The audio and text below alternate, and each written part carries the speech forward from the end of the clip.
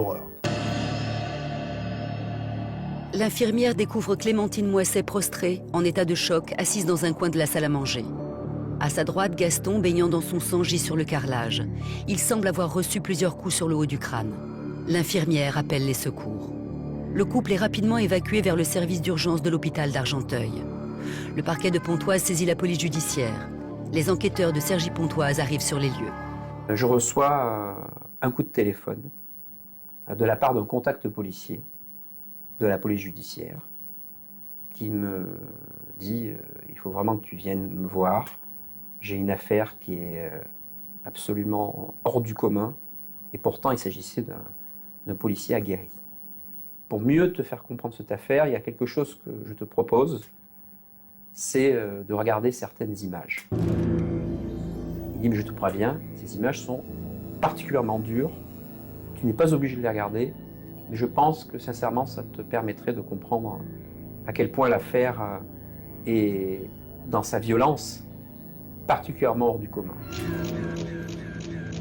J'ai tout de suite sous les yeux des images très pénibles. Mais ce qui ressort d'évidence dès les premières images, c'est que la scène est totalement maculée de sang. Un désordre indescriptible règne dans le pavillon, que ce soit au rez-de-chaussée ou au premier étage. Les meubles ont été vidés de leur contenu, les affaires jonchent le sol, des portes ont été arrachées. Les enquêteurs investissent les lieux, accompagnés d'un technicien de l'identité judiciaire. Lorsqu'on arrive sur une scène où il y a un véritable capharnaüm et que personne n'est là pour nous expliquer puisque les victimes ont été transportées à l'hôpital, il va falloir imaginer ce qui a pu se passer. Et après la prise de photographie, pour fixer les lieux comme on les trouve quand on arrive, il va falloir qu'on procède avec le service enquêteur, bien sûr, aux constatations et aux relevés que nous aurons à faire d'un point de vue des traces papillaires ou des prélèvements biologiques. De scène de crime se livre donc à un examen minutieux des lieux.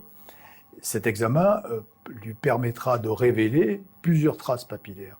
Une trace papillaire, c'est un dessin incomplet du doigt qui a été laissé sur les lieux. Et ces traces de doigts sont laissées par les sécrétions de graisse, en fait, que nous avons dans la sueur.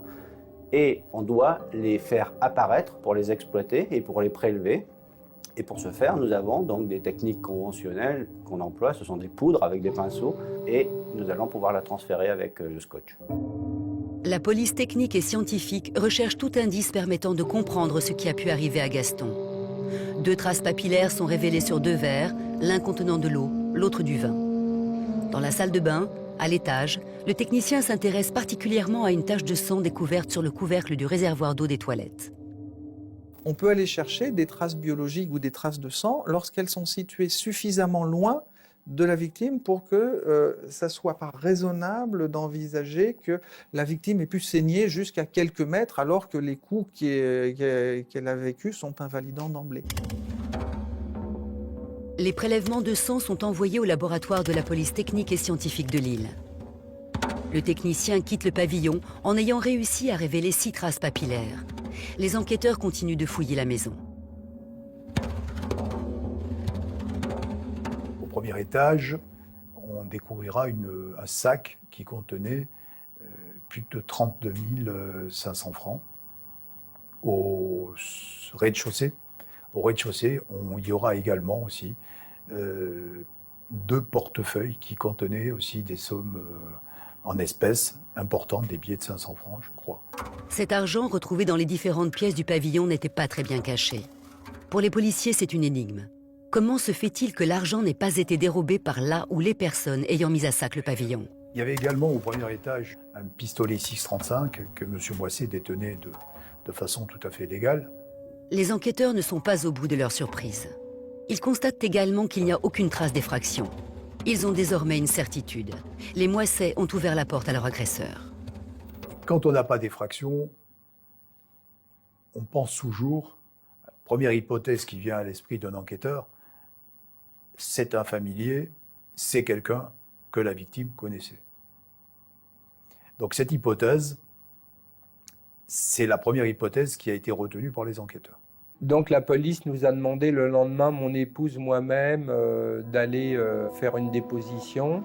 Et là, l'interrogatoire, comme si on était un petit peu complice et responsable du drame, on a subi un interrogatoire d'environ 6 heures quand même. On était convoqués chacun dans un bureau et ensuite on changeait d'inspecteur, etc. Je veux dire que c'était assez costaud quand même. On se retrouve au banc des accusés. Et puis, qu'est-ce qu'on ressent à ce moment-là? En se disant, mais c'est pas possible. Pourquoi on reste si longtemps? On a vu des affaires où on avait exclu immédiatement la famille et ensuite on a été obligé de revenir dans cette direction pour évacuer. C'est pas facile à faire. C'est pas facile. Mais au moins on évacue. On n'y reviendra plus après avec des polémiques. Et vous voyez ce qu'il faut faire. Les policiers ont À soupçonner les uns les autres, en fait. À finir par se poser des questions. Après 13 heures de garde à vue, Richard est finalement relâché. De mise à sac du pavillon, le pistolet 6,35, les billets, le sac avec 32 500 francs. C'est pas une petite somme. C'est pour ça que les premiers enquêteurs ont pensé que ça ne pouvait être qu'un familier, un différend familial. Donc la piste familiale a été creusée. Ensuite, quand on a les résultats, donc des empreintes, etc., il n'y a aucune empreinte de nous sur les objets du délit, je dirais. Il n'y a rien. Donc ça ne peut pas être quelqu'un de notre famille. Point barre. Maintenant, qui? La famille est totalement disculpée. L'enquête repart de zéro. Au service de réanimation de l'hôpital d'Argenteuil, les enfants Moisset se rendent au chevet du grand-père. On part, on va à l'hôpital. Et là, on arrive. Donc aux urgences, on nous dit que le papa de Marc est en réanimation. Il faut qu'on monte en réa. Et là, on voit l'étendue des dégâts. Des noirs de la tête jusqu'au bas du torse. Comme on dit vulgairement, une tête au carré. Dans l'état où il se trouvait, allongé, sans pouvoir bouger ni rien, je me suis douté que c'était grave et voilà, qu'il avait été agressé sauvagement. Dans le cas de M. Moisset, le coma était extrêmement profond et donc on était proche de ce qu'on appelle une mort cérébrale. Donc il fallait d'abord qu'il récupère une circulation cérébrale. Or, certainement, ça n'a pas été le cas. Et à partir de là, on peut penser que les 3-4 jours qui ont succédé en réanimation ont provoqué ce qu'on appelle un cerveau machine, c'est-à-dire un cerveau qui n'a pas eu de vie propre pendant quelques jours, et donc qui perd ses structures habituelles. Gaston Moisset est dans le coma. Clémentine, sa femme, dans un autre service de l'hôpital d'Argenteuil, reste muette. Devant cet acte criminel sans mobile apparent, et après avoir fouillé en vain les relations familiales, les enquêteurs vont s'intéresser de près à la personnalité de la victime. Un homme bon, comme on en trouve rarement. Mon père a toujours été près des gens, il s'occupait du syndicat. Pendant la guerre, il a quand même eu des actes de bravoure, il était FFI. Ce qui n'est pas rien. Il a été résistant, il a fait pas mal de choses dans sa vie. Et en fait, moi, j'adorais l'entendre parler de la guerre, de la manière dont c'était passé, enfin, de ce qu'il avait fait. Pour moi, c'était un livre d'histoire vivant. Cet homme de devoir assume seul les charges de la vie quotidienne. Depuis 4 ans, Gaston met un point d'honneur à s'occuper seul de sa femme, de moins en moins autonome. 4 jours après l'agression, l'état de santé du vieillard se dégrade. Il décède le 7 juin. Son corps est transporté à l'hôpital de Garches pour être autopsié. L'examen externe révèle de petites plaies au visage pouvant tout à fait correspondre à des blessures faites par des morceaux de verre. Le médecin légiste constate aussi des marques très nettes de strangulation. Ce qu'on a constaté au niveau de l'examen du cou de M. Moisset, c'est d'abord des marques échymotiques au niveau de la peau du cou, et des traces assez linéaires qui apportent la preuve qu'on s'est servi d'un lien. Et puis, on a trouvé aussi en profondeur des traumatismes, notamment au niveau du pharynx. Le rapport d'autopsie conclut que le décès de M. Moisset résulte d'un coma profond dû à une fracture du crâne. On a retrouvé au niveau du crâne de M. Moisset, notamment de la région frontale, une trace en bande échymotique correspondant à un coup porté avec un angle d'un objet contendant, évidemment pouvant correspondre à la plaque de marbre qui en plus avait une tache de sang à l'endroit du contact avec la région traumatisée. Au même moment, les experts transmettent leurs informations aux enquêteurs.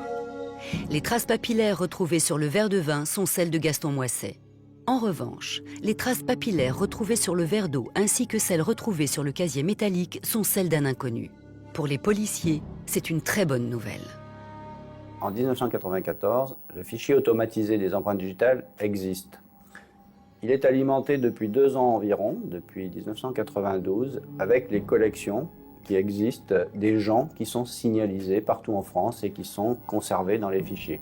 Mais en 1994, la base est assez faible en fait. Il y a peut-être moins d'1 million d'individus qui sont déjà rentrés dans ce fichier. Après vérification, l'empreinte correspondante à la trace papillaire relevée sur la scène de crime n'est pas dans le fichier. Déception pour les enquêteurs, qui reportent alors leur espoir sur les analyses de la tache de sang prélevée sur le couvercle du réservoir des toilettes. En l'occurrence, en 1994, le fichier national des empreintes génétiques n'existait pas. Les seuls outils qui étaient à la disposition des enquêteurs étaient donc la comparaison de la trace biologique avec le profil génétique de M. Moisset, qui démontrait que ces empreintes génétiques étant différentes l'une de l'autre, la trace de sang ne pouvait pas provenir de M. Moisset. En revanche, on disposait d'une information complémentaire qui était celle qu'il s'agissait d'un génotype de type masculin. À ce stade de l'enquête, les policiers savent que Gaston Moisset a été agressé sauvagement par un individu de sexe masculin, sans doute inconnu des services de police, car son empreinte digitale n'est pas répertoriée au fichier national. Ils se tournent alors vers le seul témoin des faits, Clémentine, toujours hospitalisée. La pauvre Clémentine, elle était dans une chambre à l'hôpital complètement désorientée. Parce que bon, moi je pense qu'elle a assisté à l'agression sans rien pouvoir faire. La seule chose, c'est quand on est arrivé dans sa chambre le soir, elle s'est mise à hurler. Ce qui nous a fait penser à un moment qu'elle pourrait peut-être reconnaître quelqu'un. La famille propose alors aux enquêteurs d'essayer de faire parler Clémentine. Richard est allé à l'hôpital plusieurs fois, donc il mettait une casquette à l'endroit, une casquette à l'envers, un blouson, etc. Et c'est rien passé. Mais très vite, on va s'apercevoir que Mme Moisset est dans l'incapacité de témoigner de quoi que ce soit, car elle souffre d'une pathologie telle qu'elle n'est plus dans la réalité, qu'elle ne comprend plus les événements qui se passent. C'est un témoin, certes, mais un témoin qui ne peut pas être utile dans l'enquête pénale. Et malheureusement, les enquêteurs devront trouver ailleurs pour connaître l'auteur présumé. Les jours, les semaines, les années passent. Les nombreuses auditions de l'entourage n'ont pas permis d'impliquer la famille, définitivement disculpée par les résultats du laboratoire. Pourtant, aucune effraction du pavillon n'ayant été commise, les enquêteurs savent que M. Moisset a ouvert à son agresseur. De plus, une somme importante d'argent ainsi qu'un revolver ayant été retrouvé, le mobile crapuleux n'est pas évident. Seule certitude, un inconnu est entré dans le pavillon. Il a laissé ses empreintes papillaires sur un casier métallique et sur un verre. L'analyse ADN de la tache de sang retrouvée sur le réservoir d'eau des toilettes précise que cet inconnu est de sexe masculin. Mais ces empreintes ne sont pas répertoriées dans les fichiers nationaux. L'enquête s'enlise et le 2 septembre 1997, plus de 3 ans après les faits, une ordonnance de non-lieu est rendue par le juge d'instruction. L'information ne permettant pas d'identifier le ou les auteurs de l'homicide, le juge ordonne le classement de la procédure pour y être reprise en cas de survenance de charges nouvelles. qu'on éprouve à ce moment-là, c'est une désillusion. Se dire que finalement, c'est pas possible qu'on n'ait pas retrouvé quelqu'un. C'est pas possible. On est franchement désabusé et puis on se dit, bon, voilà, on met ça dans un coin de notre tête parce qu'on a d'autres soucis, parce que ma belle-mère est décédée 6 mois avant. Voilà. Et puis on n'a rien su. Cette enquête a été menée, je crois, avec les moyens du bord d'une certaine époque et avec les progrès de la police technique et scientifique d'une autre ère qui s'ouvrait en matière de police judiciaire. 1 an et demi après le non-lieu, un élément nouveau relance l'enquête. Nous étions au mois de mars 1999 lorsque nous avons été avisés par le service central d'identité judiciaire qu'une empreinte qui avait été donc relevée sur un homicide volontaire en 1994 venait d'être identifiée par la base FAED, le fichier automatisé des empreintes digitales. Et donc ce service nous communiquait l'identité de la personne, à savoir un certain Pierre Laurent. Pierre, 31 ans, est entendu en janvier 1999 par les gendarmes de Poissy dans une affaire de faux et usage de faux. Il est signalisé à cette occasion. Ses empreintes sont alors intégrées au fichier national des empreintes digitales. Après son audition, l'homme a quitté libre les locaux de la police. Les empreintes digitales de l'auteur ont été relevées, inclus à la base du fichier automatisé des empreintes digitales, et que la trace papillaire qui avait été retrouvée sur les lieux correspondant à un de ses doigts a été rapprochée et a fait l'identification.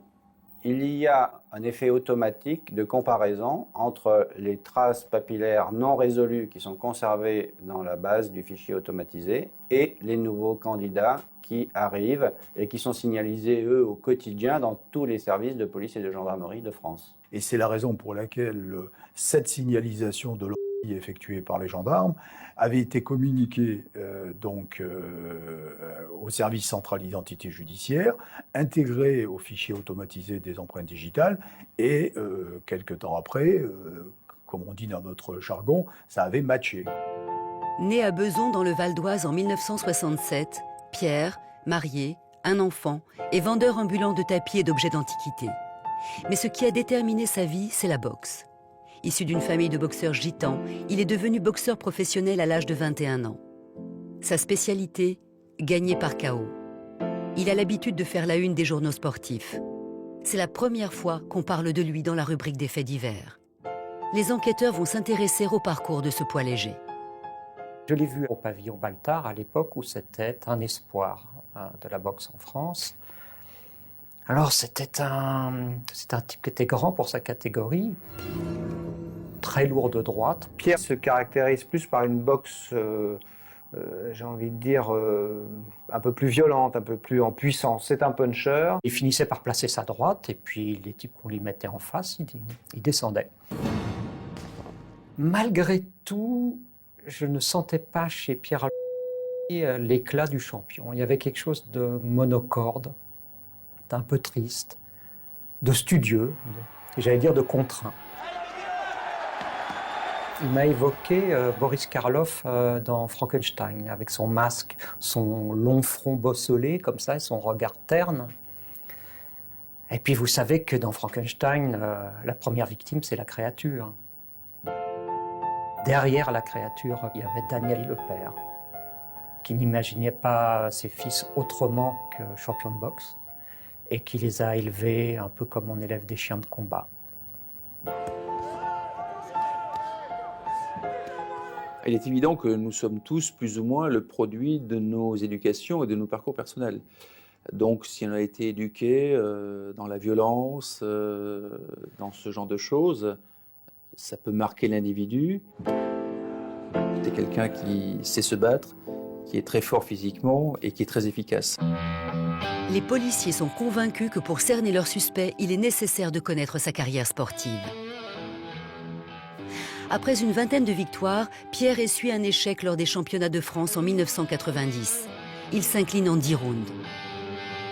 Perdre au point. Bon, perdre au point, c'est pas la fin du monde en boxe. Ce qui est la fin du monde, c'est le chaos, parce que le chaos, ça symbolise la mort. Et il y a avant et après. Défaite, humiliation. Le boxeur se relance avec rage sur les rings. C'est pour ça que quand se présente la possibilité, l'opportunité de faire un championnat d'Europe, parce que le titre est vacant, part en favori. On lui oppose un jeune Danois, Jimmy Bredal. Le combat s'engage, Pierre place sa droite, mais Jimmy Bredal est toujours debout. L'issue du match demeure incertaine. Et il tombe sur un vrai os. C'est un type qui est plus fort que lui, qui est plus jeune, mais qui est plus fort que lui. Il fait pas un mauvais combat, ce jour-là. Un combat extrêmement courageux, il recule pas, il se rebelle, il fait ce qu'il peut, il place sa droite sur la fin de sa terrible droite, là, mais l'autre ne tombe pas, l'autre est un champion. L'autre le maîtrise, l'autre recule quand il faut, et repart quand il faut. Et puis, il remporte le titre. L'arbitre arrête le combat. Pierre perd par chaos technique. Pour les enquêteurs, cette défaite marque une rupture dans la carrière du boxeur, une rupture dans sa vie. C'est vraiment un pas en arrière et là, le boxeur doit être très fort mentalement pour accepter les sacrifices que suppose de reprendre le chemin de l'entraînement. C'est un moment difficile, forcément, c'est un moment qui fait gamberger et quelques boxeurs ont parfois abandonné ou ont été abandonnés par leur entourage parce qu'il ne faut pas oublier que l'entourage des boxeurs est très, très influent dans leur carrière. Donc certains ont préféré abandonner ou laisser filer comme ça leur carrière après une grosse défaite. Le boxeur disparaît des rings pendant près de 2 ans. Puis en mars 1994, soit 3 mois avant l'agression de Gaston, il devient champion de France des poids légers. Il n'est plus pour autant dans le circuit international. Et là, tout bascule. Tout bascule parce que la carrière internationale qui lui était promise s'éteint. Il faudrait tout refaire. Puis peut-être qu'il n'a pas la moelle, Pierre, pour tout refaire. Derrière, un peu une certaine flambe, en boîte de nuit, etc. Il y avait peut-être derrière, finalement, une carrière qui s'était terminée et le désarroi qu'on peut ressentir lorsque les lumières de la célébrité s'éteignent autour de soi. Il disparaît. Moi, je me souviens des petites notules dans l'équipe. On disait, sa famille disait, il est injoignable, il a repris la route, la caravane, on ne sait pas où il est. C'était effectivement une interrogation dans les milieux de la boxe. Parce que bon, il avait quand même un titre à défendre. Tout. Bon. Et il était aux abonnés absents. Hein, voilà. Aux abonnés absents, il était introuvable. C'est quelqu'un qui est, à la limite de la marginalité et sans domicile vraiment fixe. Les enquêteurs ne disposent d'aucune adresse fiable. Le boxeur vit dans des caravanes. Il demeure introuvable. Nous avons un nom, Pierre, un environnement. On s'aperçoit que ce monsieur n'a pas vraiment d'adresse de domicile fixe. C'est vrai que sur le moment, on a pensé que ça allait être relativement facile, étant donné qu'il était connu dans les milieux de la boxe, que son frère était toujours boxeur professionnel et qui disputait des combats au niveau du championnat du monde. On a pensé que ça allait être relativement facile de loger, c'est notre terme, Pierre. Au contraire, ça a été extrêmement difficile. Pourtant, le 10 avril 1999, une occasion se présente d'arrêter l'ex-boxeur. Les enquêteurs sont persuadés qu'il assistera à Bercy au championnat du monde disputé par son frère. Donc ils vont assister à ce combat, il y a des policiers dans la salle, il y a des policiers dehors. Mais une fois dans la salle, les policiers comprennent que c'est vraiment pas l'endroit idéal. Autour du ring, évidemment, il y a la famille, la communauté des gitans est là. Donc, ça serait forcément une arrestation qui ne pourrait pas bien se passer. Donc, la police regarde le combat, surveille Pierre d'un œil, décide de remettre à plus tard cette arrestation. Cette occasion ratée ne va pas se reproduire de sitôt. Pourtant, un informateur anonyme livre aux enquêteurs le numéro d'un des téléphones portables du suspect.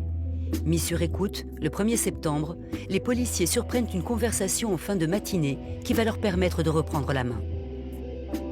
Nous avons donc une communication avec une femme qui était déjà apparue sur les surveillances téléphoniques, et il est question d'un rendez-vous dans l'après-midi. On est le 1er septembre, il est 14 h, le rendez-vous doit avoir lieu vers 15 h sur place, dans le 9e.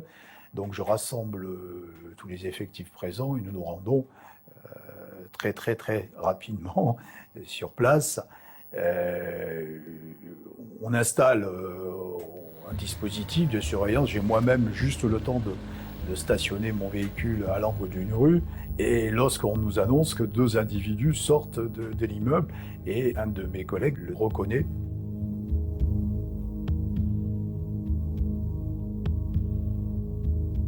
Je fais signe à mes collaborateurs qui étaient autour, et à ce moment-là, on procède à l'interpellation.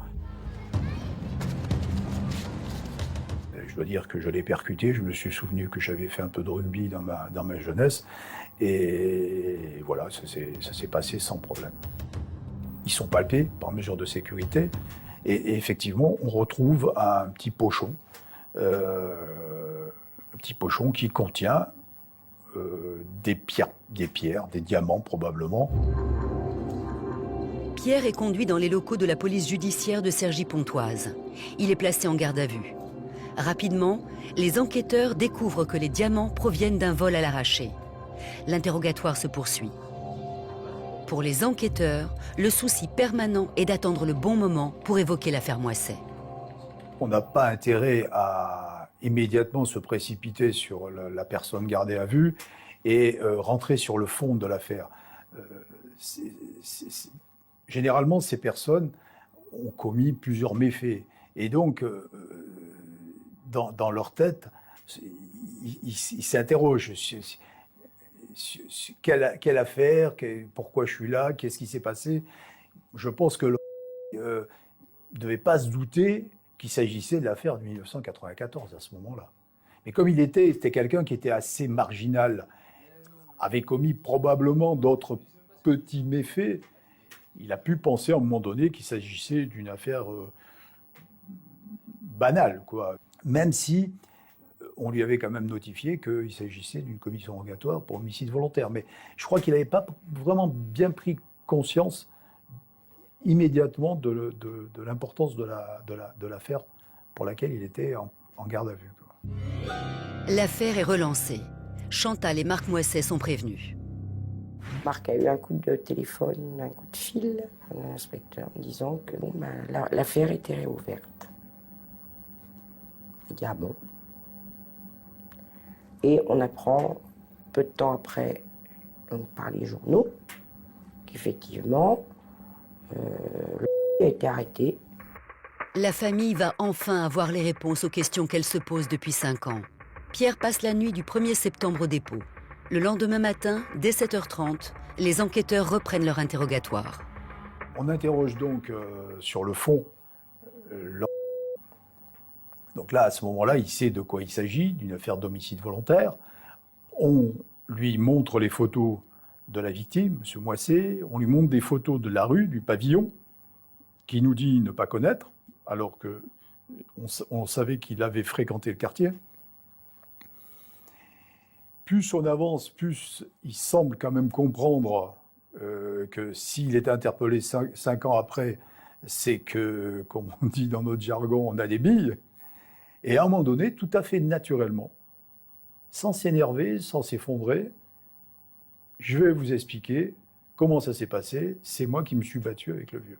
La personne constate que le déni, ça ne marche plus, que les enquêteurs ont des éléments vraiment probants qui existent, et donc il décide, face à ça, de ne plus les contourner parce qu'il ne peut pas faire autrement, et donc il va dire « j'avoue ». Mais qu'avoue-t-il? Sûrement une version très personnelle des faits. C'est donc vers 10 h 30, à peine 3 heures après le début de l'interrogatoire, que le suspect révèle sa version des faits. Et là, il a commencé à nous donner une explication qu'il a rectifiée à plusieurs reprises, parce que dans un premier temps, il disait qu'il n'était pas monté au premier étage. Et quand il voyait nos mous, comme il est quand même assez malin, il comprenait que on avait, nous, des éléments dans le dossier qui permettaient de le coincer là-dessus. Certains criminels, hein, c'est assez classique dans un premier temps, s'arrangent avec les faits, donnent une version qui leur est personnelle et qui leur est favorable et mentent plus ou moins pour ranger les faits en leur faveur. Donc il a adapté, il a relaté la scène. Un premier temps relativement convivial avec M. Moissé, qui lui aurait offert un verre d'eau, M. Moissé se servant un verre de vin. Et ensuite, selon Moissé serait rentré en colère en faisant état d'un cambriolage qui venait d'être commis chez lui. Et à l'appui de ses déclarations, il le faisait monter au premier étage où tout avait été fouillé. Les enquêteurs ont pu vérifier qu'effectivement Gaston, en présence de sa femme, avait bu un verre avec le boxeur. Les traces papillaires retrouvées sur les verres l'attestent. En revanche, les déclarations du suspect concernant le cambriolage à l'étage sont contradictoires avec les éléments retrouvés sur la scène du crime. Lorsque les services de police interviennent dans le jour des faits, trouvent également que le rez-de-chaussée a été fouillé. Donc si ces faits avaient été commis par un supposé cambrioleur, ils ont été commis avant l'arrivée de l'homme dans les lieux, donc on aurait dû voir le même désordre au rez-de-chaussée qu'au premier étage. Or, il ne le mentionne pas. Le suspect poursuit ses déclarations. À l'étage, M. Moisset lui aurait demandé de ranger un casier métallique. C'est à cette occasion qu'il se serait coupé.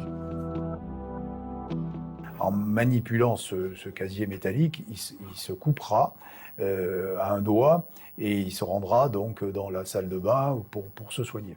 Les enquêteurs ont maintenant l'explication de la présence de sang sur le couvercle du réservoir d'eau des toilettes. Pierre continue sa déposition. Monsieur Moisset est devenu agressif. Il m'a dit « Vous allez m'aider à ranger, c'est le bordel ». Quand je suis revenu des toilettes, il n'a plus voulu me laisser sortir. Il criait, s'emportait et me barrait le chemin. J'ai fini par l'écarter et j'ai descendu l'escalier 4 à 4. J'ai entendu que derrière moi, il chutait dans l'escalier et d'ailleurs, il s'est fait mal. Le boxeur aurait repris son tapis. Gaston Moisset aurait alors tenté de l'agresser à l'aide d'une bouteille. Puis le vieillard aurait essayé de le frapper à l'aide d'une plaque de marbre de près de 10 kilos. Et au cours de cette manœuvre, Moisset serait parti en arrière et la plaque, lui, serait tombée dessus. Mais les constatations du médecin légiste contredisent la version du suspect. La plaque aurait traumatisé sur sa surface. La lésion observée aurait été de toute autre nature. Et notamment, ce n'est pas en angle qu'il y aurait eu ces traumatismes, mais à plat, et donc ça aurait donné une lésion beaucoup plus large et avec un aspect totalement différent. Là, on peut être affirmatif, et nous sommes affirmatifs. Et il n'y a pas pu y avoir cette lésion provoquée de la façon dont le propose le présumé agresseur. Il a relaté la scène en se donnant quand même un rôle mineur, à savoir que le vieux, qu'il considérait fort comme un bœuf, l'avait finalement agressé et qui n'avait fait que se défendre. Ça, évidemment, ça donne de ce qui s'est passé une image tout à fait différente. Dans un cas, une dispute un peu violente sur la fin, et puis dans l'autre cas, une victime qui est réellement agressée, qu'on étrangle même, et qui finit par mourir.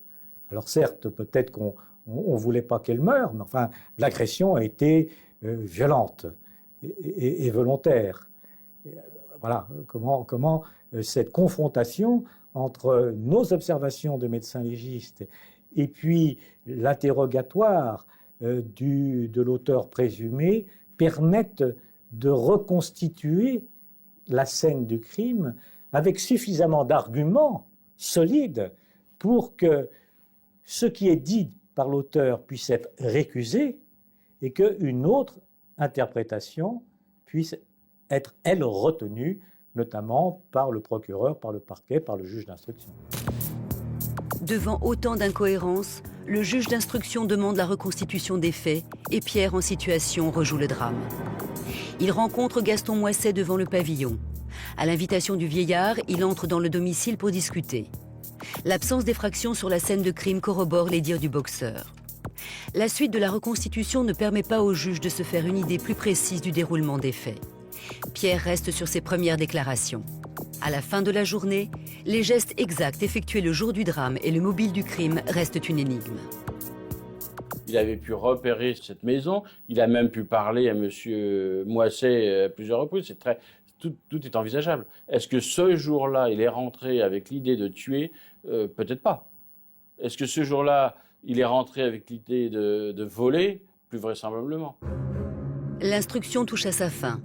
Pierre est renvoyé en jugement devant la cour d'assises de Pontoise pour tentative de vol, précédée, accompagnée ou suivie de violence ayant entraîné la mort sans intention de la donner. L'ancien boxeur, incarcéré à la maison d'arrêt d'Osny, attend son procès. Je trouve quelqu'un qui va protester avec une énergie farouche, je dis bien farouche, de son innocence dans ce qui va provoquer la mort de ce malheureux vieillard. Dès le départ, il ne comprendra pas trop ce qu'il fait là, et il va dire « moi, ça n'est pas mon affaire et ça ne peut pas être mon affaire ». Vous savez, nous sommes dans un contexte culturel qui est un contexte culturel particulier. Monsieur fait partie de cette vaste communauté dite des gens du voyage, avec une culture particulière. Et peut-être que l'une des pierres angulaires de cette culture, c'est le respect que l'on doit aux personnes âgées, l'accompagnement qu'on va leur faire jusqu'à la fin de leur jour. Alors, voyez-vous, quand on vient dire « vous avez frappé sur un vieillard », et vous avez frappé si fort que cela a provoqué son agonie d'abord et sa mort ensuite, cette idée-là était totalement rejetée. Ça faisait partie de quelque chose qui ne pouvait pas être lui. Le 21 juin 2001 s'ouvre le procès devant la cour d'assises de Pontoise. J'attends la réponse. À ce moment-là, j'attends une réponse. Moi, peut-être pas une réponse franche, mais une réponse. Dire voilà ce qui s'est passé. En fait, j'attends la vérité. Dès le début du procès, les enjeux sont posés. Les parties vont défendre des points de vue radicalement différents.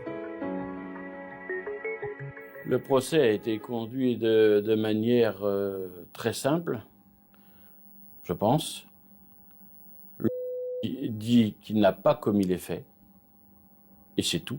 Il ne l'a pas fait, Et la politique de la poursuite, ça ne peut être que les faits montrent que c'est.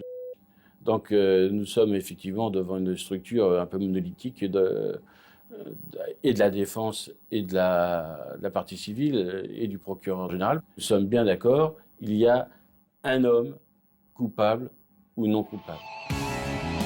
Devant la cour, l'accusé crie son innocence. Il réfute toute intention de tuer. Il n'aurait fait que se défendre. Tout au long du procès, il a été égal à lui-même, regardant ses chaussures, ne regardant jamais les gens en face. Quand l'accusé est arrivé, on n'a pas arrêté, je n'ai pas arrêté de le fixer. Ce qu'il réclamait, c'était, bien évidemment, comme toutes les familles de victimes, c'était justice.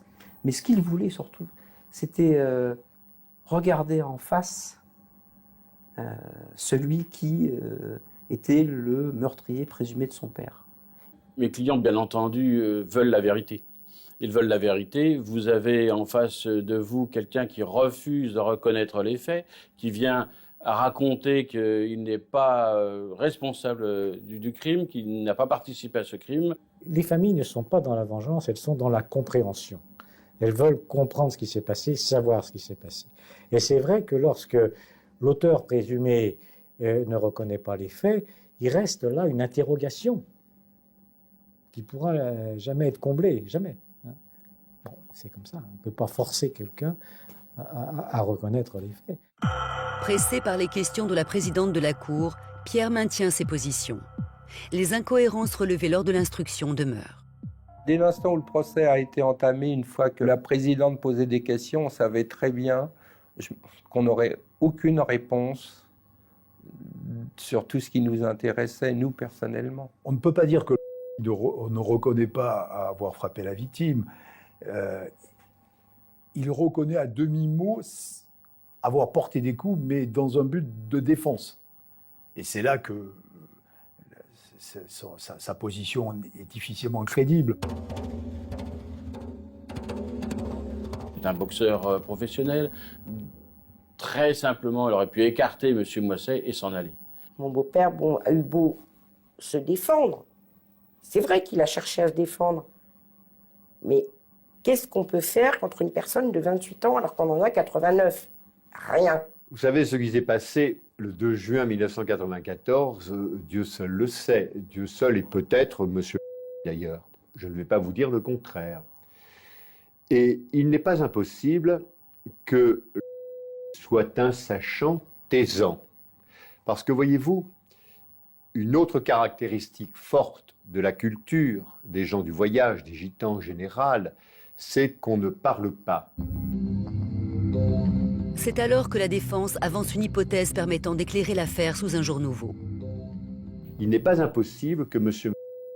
ait eu une information, qu'il ait su même peut-être qui était l'auteur de ce terrible crime. Mais ça, il n'en a jamais parlé. Il a préféré assumer seul jusqu'au bout une terrible accusation contre laquelle il était par certains côtés difficile de se défendre, puisque, vous l'avez noté, monsieur le juge Bergès à l'époque avait listé un certain nombre d'éléments qui n'étaient pas déterminants quant à l'auteur du meurtre, qui étaient déterminants sur un point très précis, c'est que monsieur à un moment avait eu un contact avec la victime. Comment se fait-il que l'accusé n'ait jamais évoqué cela lors de l'instruction? Vous savez, il y avait et il a fermé hermétiquement, dès le départ, les portes d'un deuxième homme. Alors, qu'est-ce qu'on allait faire? Qu'est-ce qu'on allait faire? Mettre en garde à vue toute une population? Qu'est-ce qu'on allait faire? On n'avait pas de moyens. Il y avait peut-être une clé qu'il achetait dans la rivière. Voilà pourquoi on n'a jamais parlé de ce deuxième homme, mais qui a été extrêmement présent. Il était hurlant de présence, cet homme-là, à la cour d'assises, je m'en souviens parfaitement. La famille de Gaston Moisset n'est pas convaincue par les arguments de la défense. Elle est désorientée par la tournure que prennent les débats. Qui était la seconde personne? On ne l'a jamais retrouvée. Il n'y avait pas non plus d'empreinte qui lui correspondait. Dans le cas de l'agression de M. Moisset, étant donné les constatations sur place avec une scène de violence lourde, on peut imaginer qu'il y ait eu deux agresseurs ou plusieurs agresseurs. Mais un seul peut suffire. Et quand on dit plusieurs, c'est qu'il faut qu'on ait des éléments pour cette accusation-là. Et des éléments, notamment, trouver les traces digitales ou bien l'ADN. Alors, comment expliquer que seul un des agresseurs aurait laissé les traces de sa présence et puis que les autres, ou que l'autre ne l'ait point fait? C'est contradictoire. Ou bien il a fallu que le second prenne des précautions que n'aurait pas pris le premier. Ça ne tient pas beaucoup et je crois que la thèse d'un seul agresseur est parfaitement acceptable. 3 empreintes de relever sur les lieux, une trace de sang. Tous ces éléments se rapportent à... Il ne nous a jamais parlé d'un complice. Quand il nous précise la scène, sa montée au premier étage, la bagarre, à aucun moment il ne place l'intervention d'un complice. Donc c'est pour ça que je ne crois pas du tout, moi, à la version présentée par la défense lors du procès. Pourtant, les experts qui témoignent à la barre ne peuvent être formels.